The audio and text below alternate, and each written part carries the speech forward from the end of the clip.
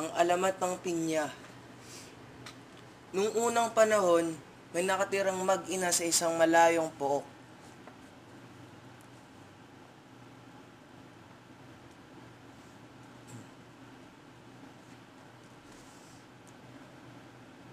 Ang ina ay si Aling Rosa at ang anak ay si Pina.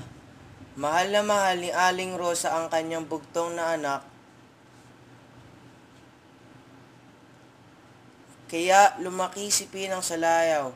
Gusto ng ina na matuto si Pinang ng mga gawaing bahay, ngunit laging kinakatwiran ni Pinang na alam na niya ang gawin ng mga tinuro ng ina.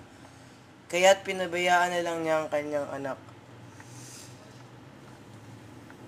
Isang araw, nagkasikit si Aling Rosa.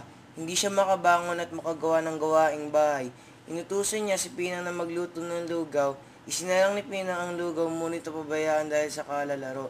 Ang lugaw ay dumikit sa palayok at nasunog.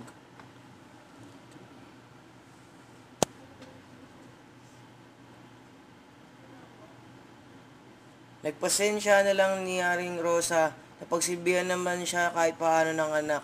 Nagtagal ang sakit ni Aling Rosa kahit napilitang si Pinang gumawa sa bahay. Isang araw sa kanyang pagluluto, hindi niya makita ang posporo. Tinanong ang kanyang ina kung nasaan ito. Isang beses naman ay ang sandok ang hinahanap. Ganon na ganon ang nangyayari. Walang bagay na di makita. At agad tinanong ang kanyang ina na yumot si Aling Rosa at kaya't nawika nito. Nako, Pinang, sana magkaroon ka ng maraming mata upang makita mo ang lahat ng bagay hindi ka na tanong sa akin. Kaya't di na umikmi si Pinang. Kinagabihan, wala si Pinang sa bahay. Nabahala si Aling Rosa. Tinawag niya ang anak, ngunit walang sumasagot. Napilitan siyang bumangon at naghanda ng pagkain. Pagkaraan ng ilang araw ay magaling-galing na si Aling Rosa. Hinanap niya si Pinang. Tinanong niya sa mga kapitbahay kung nakita nila ang kanyang anak. Ngunit naglaho parang bala si Pinang. Hindi na nakita ni Aling Rosa si Pinang. Isang araw, may nakitang halaman si Aling Rosa sa kanyang bakuran.